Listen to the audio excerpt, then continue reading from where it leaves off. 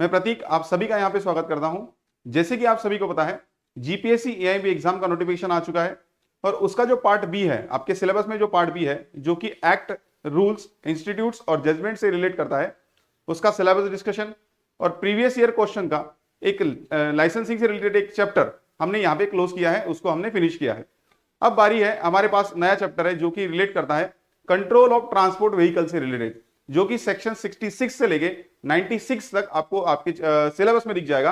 Control of transport vehicle ये chapter, जो कि चैप्टर को हम इन जनरल बोलते हैं परमिट से रिलेटेड सेक्शंस, परमिट से रिलेटेड सेक्शंस। तो आइए उसी चैप्टर को हम स्टार्ट करते हैं। देखते हैं कि हमारे जो एआईएमबी 2021 और आईएमबी 2021 ये एग्जाम में उस पर्टिकुलर चैप्टर से कितने क्वेश्चन आते हैं, कहां से क्वेश्चन आते हैं, किस तरीके से उसका जो आंसर है हम यहाँ पे फाइंड आउट कर सकते हैं। तो आइए स्टार्ट करेंगे। पहला क्वेश्चन हमारे पास है सेक्शन 66 से रिलेटेड। जैसे कि आप देख रहे हो, सेक्शन 66 से रिलेटेड हमारे पास क्वेश्चन है और क्वेश्चन आपका है नेसेसिटी ऑफ परमिट है 66, और उसी के अंदर आपको अगर आप नंबर 3 का सब सेक्शन देखेंगे, मतलब 66 में सब सेक्शन 3 देखेंगे, तो उसके अंदर लिखा गया है एग्जम्पशन फ्रॉम सेक्शन 66, मतलब एग्जम्पशन फ्रॉम परमिट के बारे में। वहां से आपको क्वेश्चन पूछा गया था। क्वेश्चन क्या है, आइए देखते हैं, स्टार्ट करते हैं। क्वेश्चन हमारे पास है अकॉर्डिंग टू सेक्शन 66 ऑफ 3। अब इसको किस तरीके से मैंने बताया था आपको, 66(3) लिखा है, इसका मतलब ये 66 नंबर ये आपका सेक्शन है और 3 नंबर आपका जो है वो सब सेक्शन है, सब सेक्शन है इस तरीके से। ओके, तो 66 of 3 of MV act 1988, vehicle not exceed dash kilograms of gross vehicle weight, जिसको हम जीवीडब्ल्यू बोलते हैं, gross vehicle weight, does not require permit. मतलब कितने जो जीवीडब्ल्यू है व्हीकल का, कितना किलोग्राम व्हीकल का जीवीडब्ल्यू है, उससे ऊपर आपको जो है वो परमिट लगेगा। उस पर्टिकुलर लाइन के नीचे या फिर उस किलोग्राम के नीचे आपको जो है वो परमिट की नेसेसिटी नहीं है। तो आप देखेंगे कि 66 के 66(3) ऑफ 3 के अंदर आपको दिखेगा कि vehicle having goods gross vehicle wait 3000 kg, अगर यहां पे इसके ऊपर आपका व्हीकल का वेट है तो आपको परमिट की रिक्वायरमेंट है, और अगर 3000 के नीचे अगर परमिट ये है आपका वेट है तो आपको परमिट की रिक्वायरमेंट नहीं है। तो आपका ये होगा लाइन मार्किंग 3000 kg, 3000 kg से ऊपर जाएगा तो परमिट की रिक्वायरमेंट है, 3000 से नीचे अगर आएगा तो परमिट की रिक्वायरमेंट नहीं है। तो इस तरीके से अगर हम इसको देखें तो आंसर आ जाएगा आपके पास ऑप्शन नंबर सी, 3000 kg। यही क्वेश्चन अगर आप देखेंगे तो दूसरी लैंग्वेज में यही चीज पूछी गई थी, बट इन डिफरेंट लैंग्वेज आपको आपके एग्जाम में पूछी गई थी। जैसे कि एआईएमबी का क्वेश्चन है, आप देखेंगे नेक्स्ट क्वेश्चन हमारे पास है, नेक्स्ट क्वेश्चन हमारे पास है, तो ये है आईएमबी एग्जाम का क्वेश्चन, आईएमबी एग्जाम का क्वेश्चन। उसमें सेम चीज पूछी गई थी, बट पूछने का जो तरीका है, जो लैंग्वेज है, वो डिफरेंट थी। क्या था उसमें, तो देखते हैं। उसमें था goods vehicle whose gross vehicle weight dash does not require goods vehicle permit, और उसमें सेक्शन भी लिखा गया था, सेक्शन उसने खुद लिख के दिया था, एग्जाम में हमें सेक्शन लिख के दिया था, सेक्शन 66 मोटर व्हीकल एक्ट 66। और अभी अभी जब से हमने बात की कि 66 ऑफ 3 मतलब सबसेक्शन 3 में हमें बताया गया है कि परमिट की जो एग्जम्पशन है वो किस टाइप के व्हीकल को दिया गया है। तो उसके अंदर हम बात करते हैं कि 3000 kg से ऊपर जो है आपको परमिट की रिक्वायरमेंट होती है, 3000 kg, और उसके अगर नीचे आएंगे तो आपको परमिट की रिक्वायरमेंट नहीं होगी, परमिट की रिक्वायरमेंट वहां पे नहीं होने वाली। तो अगर आप देखेंगे तो इसका जो आंसर होगा वो होगा option number C again, does not exceed 3000 kg। But यहां पे आपको कंफ्यूज करने के लिए बहुत सारे बच्चे अगर यहां पे इस क्वेश्चन को पहले पढ़ते और जो पहला मैंने क्वेश्चन लिया उसको दूसरी बार पढ़ते या फिर उसको सेकेंड टाइम पे पढ़ते, तो आपको ध्यान में आता कि बहुत सारे बच्चे यहां पे जो है वो गलती ये कर देते हैं कि ऑप्शन नंबर डी टिक करते हैं, D does not required for any vehicle of LMV class. अब देखो एलएमवी का जो डेफिनेशन है उसको अगर आप देखेंगे आपके डेफिनेशन वाले चैप्टर में है, जो कि चैप्टर आपका है प्रिलिमिनरी एंड डेफिनेशन, उसके अंदर अगर आप देखेंगे तो एलएमवी वाला जो चीज है उसका जो ग्रॉस व्हीकल वेट है वो होता है 7500 kg, और परमिट की रिक्वायरमेंट जो है वो है 3000 kg। डिफरेंट चीजें दोनों। और ये जो ऑप्शन आपका डी है उसी को यहां पे बी ऑप्शन में भी वही चीज पूछी गई थी, वही चीज दिया है। बी ऑप्शन में क्या दिया है, तो आप देखेंगे बी ऑप्शन में दिया है आपको डज नॉट एक्सीड 7500 kg, और ये एलएमवी का मतलब भी 7500 kg होता है। इसका मतलब ये कि ऑप्शन बी और ऑप्शन डी जो है वो 100% सेम है, 100% सेम है। यहां पे आपका आंसर आ जाएगा जो कि है ऑप्शन नंबर आपका सी, डज नॉट एक्सीड 3000 केजीज। तो इस तरीके से जो क्वेश्चन आ रहा है तो उसमें हमें कंफ्यूज नहीं होना है, चीज क्लियर होनी चाहिए कि एलएमबी के लिए 7500 केजी होता है, परमिट के लिए 3000 केजी होता है। बहुत सारे बच्चे एलएमबी क्लास को टिक करके यहां पे चले आते हैं, जो कि ऑप्शन नंबर डी है, बट वो इनकरेक्ट चीज है। ठीक है, आगे बढ़ेंगे। नेक्स्ट क्वेश्चन हमारे पास है जो कि again control of transport vehicle, जिसको हम परमिट बोल रहे हैं, उसी से रिलेटेड है क्वेश्चन। यहां पे है, देखेंगे आप, no national permit shall be granted to a goods carriage. National permit जिसको हम शॉर्ट फॉर्म में एनपी बोलते हैं, आपने देखा भी होगा बहुत सारे व्हीकल के ऊपर इस तरीके से लिखा जाता है NP, national permit shall be granted to a goods carriage other than multi-axle vehicle whose which is more than years old। अब देखो, जो गुड्स आपका जो नेशनल परमिट है, नेशनल परमिट की कंडीशन क्या है? सबसे पहले तो ये समझो कि मल्टी एक्सल किसको बोलते हैं और नॉन मल्टी एक्सल किसको बोलते हैं। तो जो कि व्हीकल होते हैं जिसके पास 2 एक्सल्स होते हैं, 2 एक्सल होते हैं, जो व्हीकल के पास 2 एक्सल होते हैं। सब अब ये कैसे हम कंसीडर करें 2 एक्सल है 3 एक्सल है? आप सभी ने कार देखी होगी, कोई भी कार देखो, कोई भी कार ले लो, टाटा की टाटा पंच ले लो, टाटा हैरियर ले लो, टाटा सफारी ले लो, मारुति की ग्रैंड विटारा ले लो, मारुति की सुजुकी, कुछ भी ले लो, एक फ्रंट एक्सल है एक रियर एक्सल है। ठीक है, उस चीज को बोलते हैं 2 एक्सल। मतलब यहां पे कन्वेंशनल आपका फ्रंट एक्सल होगा और रियर एक्सल होगा, जैसे कि आपके बसेस के कंडीशन में भी देखा जाता है, बसेस में भी फ्रंट एक्सल होता है, रियर एक्सल होता है। आपके एक्सल में कितने व्हील्स अटैच है? जैसे कि बस के अंदर आप देखोगे तो 4 व्हील होते हैं, 2 लेफ्ट साइड में 2 राइट साइड में, उसको मैं कंसीडर नहीं कर रहा हूं, मैं एक्सल को कंसीडर कर रहा हूं। अब उसको छोड़ के जितनी भी व्हीकल बचती है 2 एक्सल को छोड़ के, मतलब more than 2 axle, more than 2 axle, उसको बोलते हैं मल्टी एक्सल। अब मल्टी एक्सल में क्या पूछा जाएगा? तो मल्टी एक्सल में आप देखेंगे कि हमारे पास कुछ ट्रक्स होते हैं जिसके कि 2 से ज्यादा एक्सल होते हैं, फिर उसको कितने भी व्हील्स अटैच क्यों ना हो, मैं व्हील के बारे में नहीं बोल रहा हूं, अगेन बोलता हूं, व्हील के बारे में हम बात नहीं कर रहे हैं, हम बोल रहे हैं एक्सल के बारे में। तो 2 से ज्यादा जितने भी व्हीकल है उसको बोलेंगे मल्टी एक्सल व्हीकल। अब आते हैं क्वेश्चन के ऊपर। रिटर्न क्वेश्चन क्या है हमारा? क्वेश्चन है हमारा, no national permit shall be granted to a goods carriage other than multi axle vehicle. अब देखो, multi axle, other than multi axle, इसका मतलब क्या हुआ? इसका मतलब यह हुआ कि जो 2 एक्सल व्हीकल है, 2 ही कैटेगरी ना हमारे पास, एक है मोर देन 2 एक्सल जिसको हम मल्टी एक्सल बोलते हैं, और एक 2 एक्सल है। तो दोनों कंडीशन के केस में हमें देखना है। तो अब सिंपल सी बात देखो, मैं एकदम सिंपल से आपको ये चीज जो है वो लर्न करा दूंगा, उसको आपको वापस से पढ़ने की जरूरत नहीं होगी। 2 एक्सल के लिए जो परमिट है, क्योंकि जो कंडीशन है वो है 12 इयर्स की 2 एक्सल के लिए, और मोर देन 2 एक्सल के लिए जो कंडीशन है वो है 15 ईयर की 15। अब इसको ध्यान में कैसे रखेंगे? ध्यान में इस तरीके से रखेंगे, 2 एक्सल है ना भाई, और यहां पे 2 से ज्यादा एक्सल है, जहां पे ज्यादा एक्सल है वहां पे एज लिमिट ज्यादा है, वहां पे एज लिमिट ज्यादा है, और जहां पे एक्सल कम है वहां पे एज लिमिट कम है। या फिर वैसे नहीं ध्यान में रख सकते तो इस तरीके से देखो, 2 एक्सल बोलने के बाद में यहां पे 2 ये आ जाएगा, मतलब 12 ईयर्स आंसर आ जाएगा। और अगर मल्टी एक्सल बोलता तो आंसर आता 15 ईयर्स। करेक्ट है? तो अब देखो क्वेश्चन में क्या पूछा है, multi axle vehicle other than multi axle, तो आंसर हो जाएगा option A 12 years, option A 12 years. इस तरीके से इसको आप ध्यान में रख सकते हो। देखो इसमें कोई भी टेक्निक नहीं है, कुछ भी स्ट्रेटेजी नहीं है, ये कि इसको हम और अच्छे तरीके से ध्यान में रख सकते हैं। आपको कुछ ना कुछ वहां पे एडजस्टमेंट करके या फिर कुछ ना कुछ खुद की टेक्निक बना के ही इस चीज को क्या करना होगा, ध्यान में रखना होगा। और ये ध्यान में रखना ही रखना है, क्योंकि भैया हमें एग्जाम निकालनी है, एग्जाम में अगर इस तरीके से क्वेश्चन आएंगे तो हमें वो चीज जो है वो एग्जैक्टली याद होनी चाहिए। क्योंकि वहां पे होता यह है कि बहुत सारे ऑप्शन दिखते हैं और फिर हम क्या करते हैं, एक तो हमारे पास वहां पे टाइम नहीं होता, तो हम वहां पे क्या करते हैं, गलती करने के चांसेस जो है वो बढ़ जाते हैं। तो उस चीज को हमें ध्यान में रखना होगा। आगे बढ़ेंगे, नेक्स्ट क्वेश्चन हमारे पास है, which of the following particulars to be exhibited on left hand side of the motor caps and maxi caps। इसके लेफ्ट हैंड साइड में क्या क्या चीज पेंट करनी चाहिए, अभी आपको कहां दिखेगा? ठीक है, तो इसको देखते हैं। पहले क्या क्या पूछा है, the number of passenger permitted to be carried, कितने नंबर ऑफ पैसेंजर ये जो पर्टिकुलर मोटर कैप्स है वो कैरी कर सकती है। जैसे कि 3+1 है, 5+1 है, 6+1 है। तो +1 का मतलब है 6 पैसेंजर कैरिंग कैपेसिटी, और +1 का मतलब होता है ड्राइवर। ये पहले चीज क्लियर होनी चाहिए। ठीक है, दूसरा चीज है the fair rates of fair. और तीसरा आपको पूछा गया है द चेसिस नंबर। अब सबसे पहले ये चीज समझो कि जब भी आप मोटर व्हीकल के ऊपर कुछ चीज पेंट करते हो परमिट से रिलेटेड, तो उसमें आपको चेसिस नंबर प्रिंट नहीं करना होता।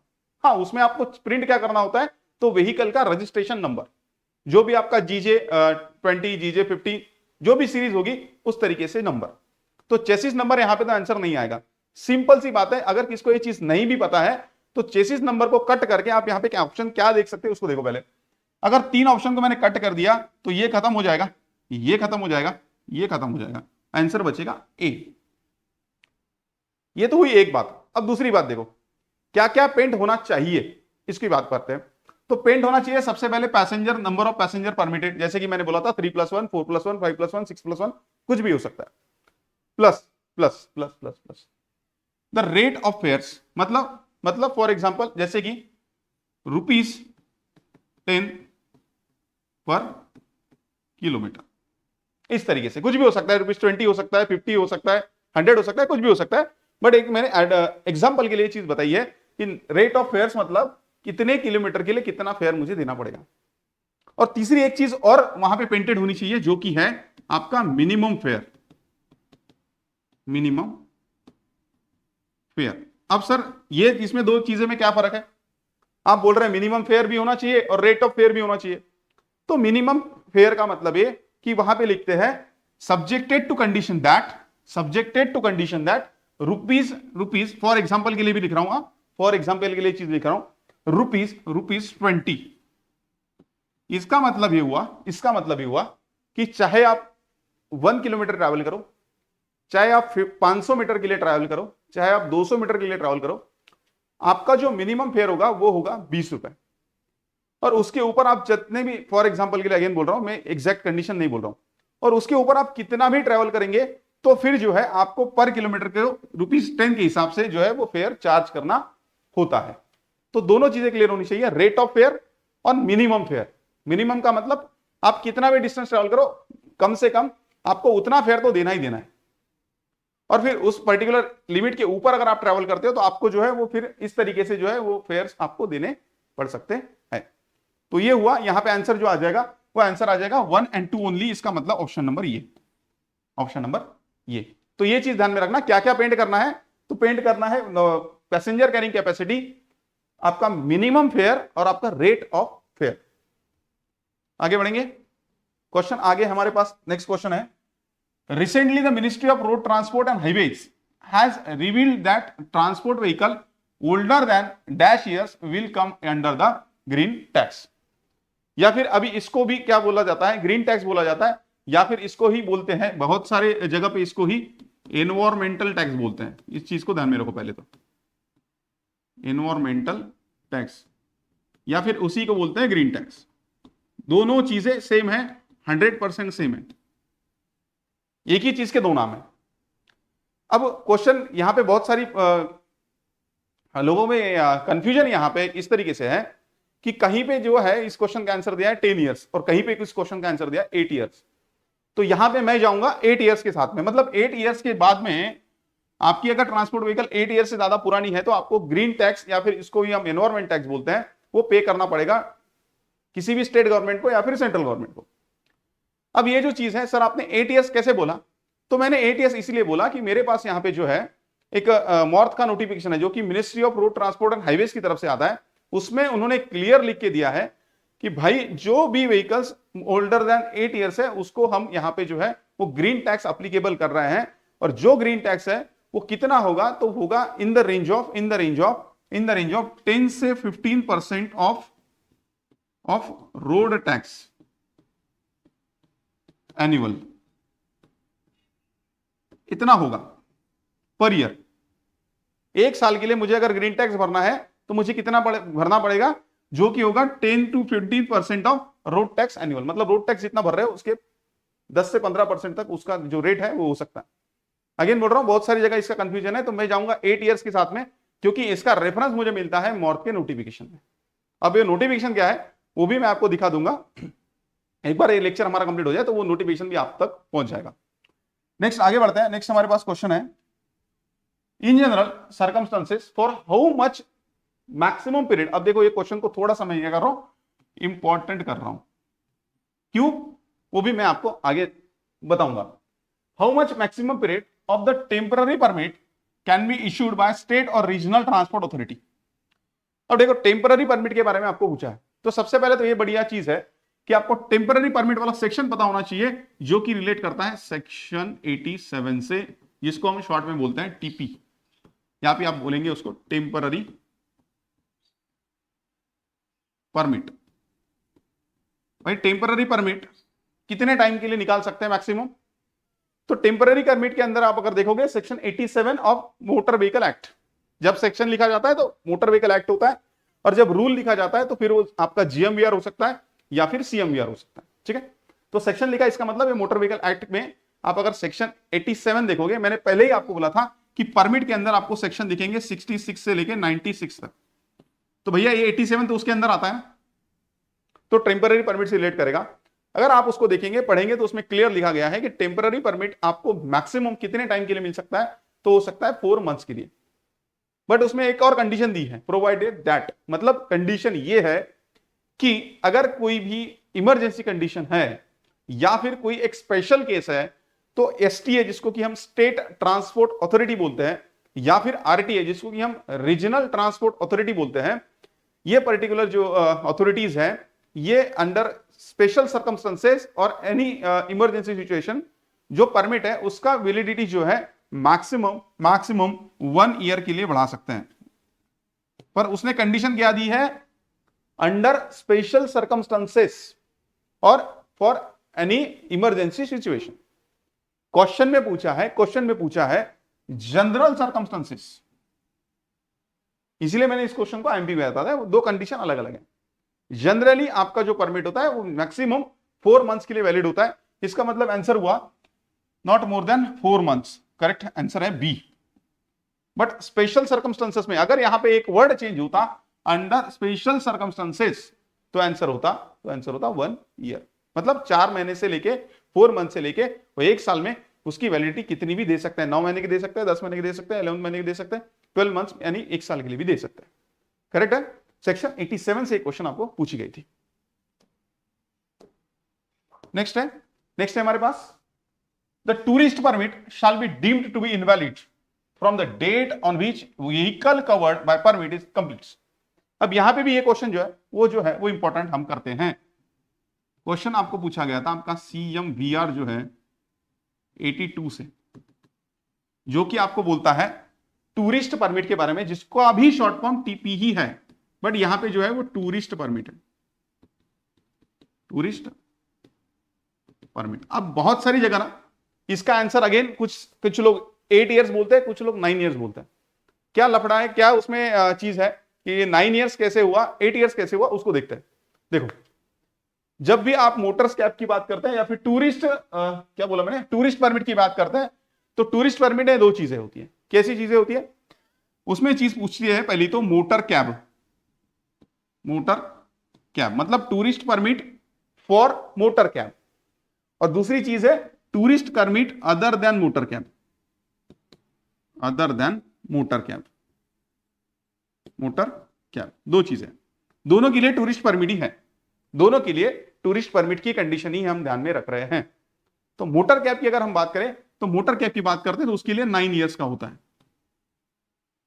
और अदर देन मोटर कैब अगर कोई भी टाइप की व्हीकल है, तो उसके लिए नेशनल टूरिस्ट परमिट की जो वैलिडिटी होती है वो होती है 8 इयर्स के लिए। 8 इयर्स के लिए, ठीक है, ओके। अब यहां पे जो चीज है, आप पूछेंगे सर ये मोटर कैब क्या हुआ?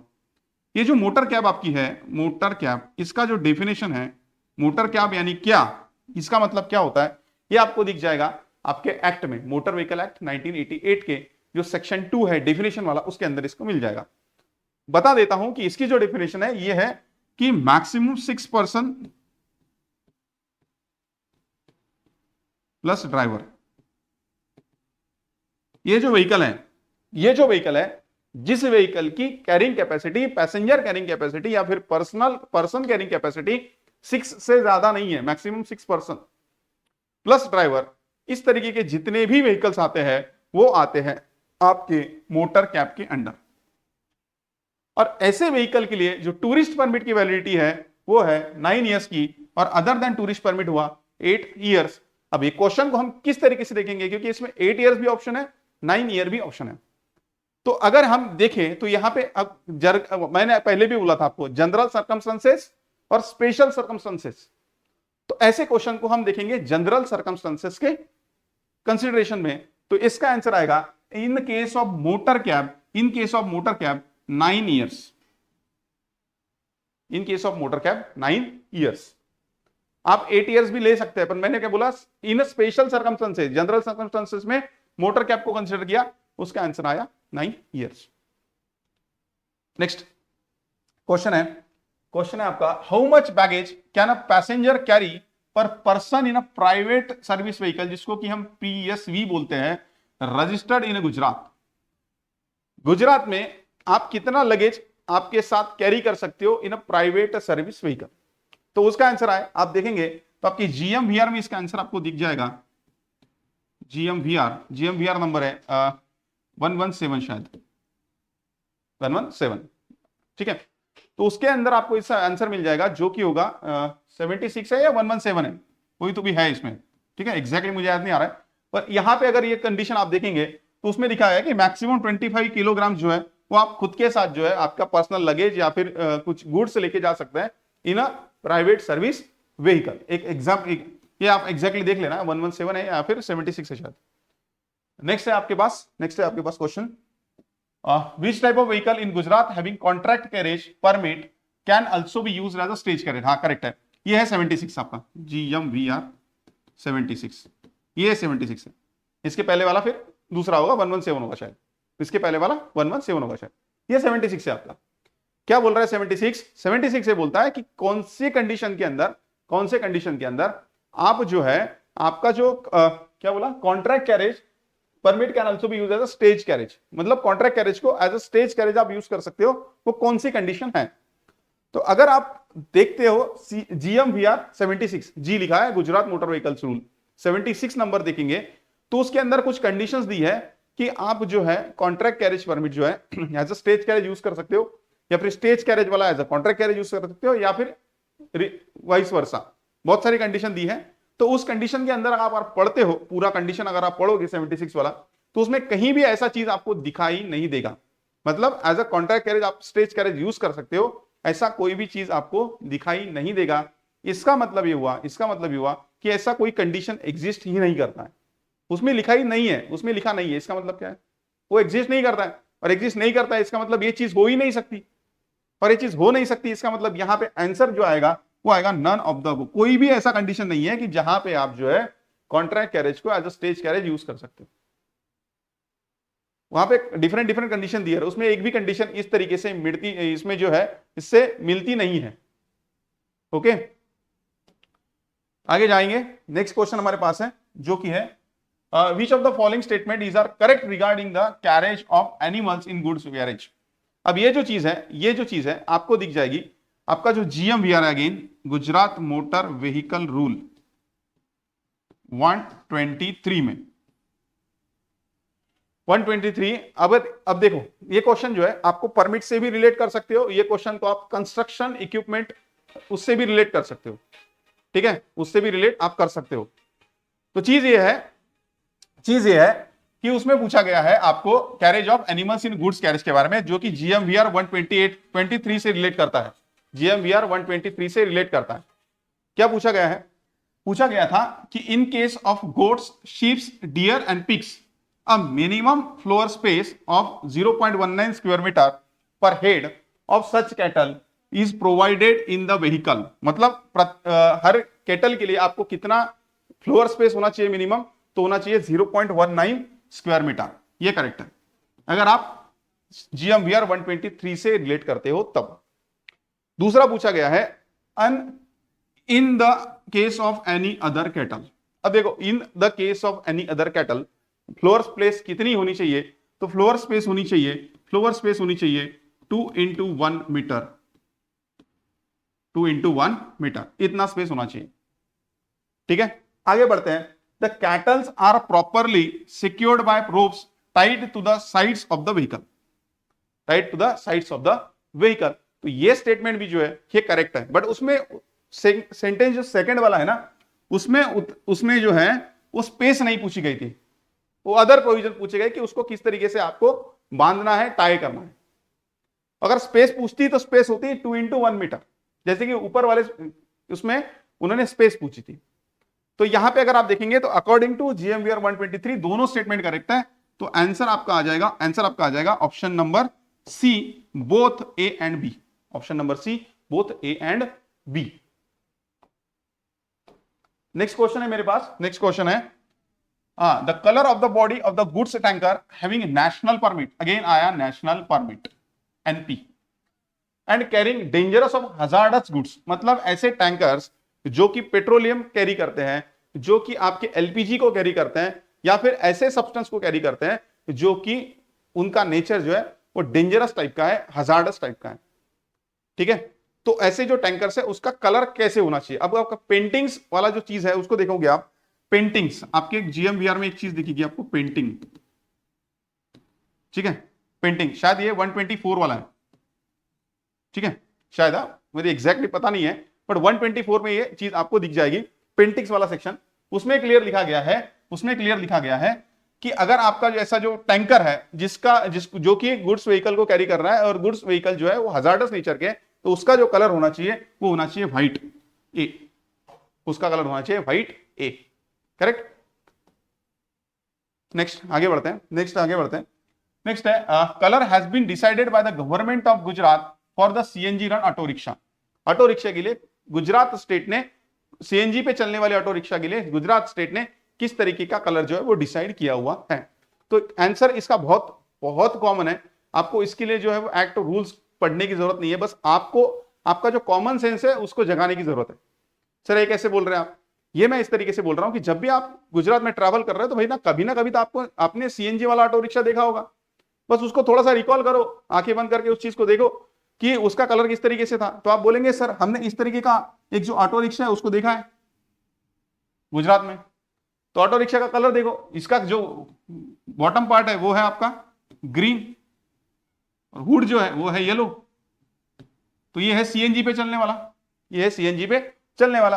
तो इसका जो आंसर होगा भैया, इसका जो आंसर होगा वो होगा ग्रीन एंड येलो। देखो ग्रीन एंड ब्लैक है, ये नहीं आएगा, येलो एंड ब्लैक है, ये भी नहीं आएगा, ओनली पिंक, ये भी नहीं आएगा। आंसर आएगा option number C, green and yellow, green and yellow. तो इस तरीके से जो है हमारे पास ये ऑप्शन थे, क्वेश्चन थे।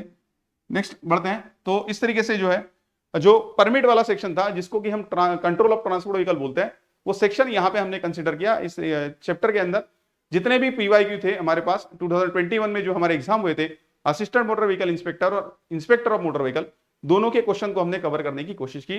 तो ये अगर कंटेंट आपको अच्छा लग रहा है तो आप हमारा जो चैनल है उसको सब्सक्राइब कर सकते हैं, शेयर कर सकते हैं आपके दोस्तों के साथ, और इसी तरीके का कंटेंट जो है आपको अगर चाहिए तो आप मुझे कमेंट में बोल सकते हैं। और अगेन एक छोटी सी अनाउंसमेंट आपके लिए है कि अगर आपको इस पर्टिकुलर जो आप एक्ट रूल और जजमेंट को पढ़ रहे हो तो उसका अगर आपको बहुत ही मिनिमम प्राइस में जबरदस्त या फिर इफेक्टिव कंटेंट आपको चाहिए तो बैच लॉन्च करने के लिए हमारा एक प्लानिंग है। तो उस प्लानिंग से रिलेटेड हमें आपसे जो है वो रिस्पॉन्स चाहिए कि आप कितने लोग उसको ज्वाइन करने के लिए वहां पे तैयार है। और फीस जो है मैं आपको अगेन बोल रहा हूं बहुत मिनिमम रहेगी, बहुत ही मिनिमम रहेगी। तो उसके लिए अगर आप इंटरेस्टेड है तो आप हमें जो है वो कमेंट में बोल सकते हैं। Okay, thank you.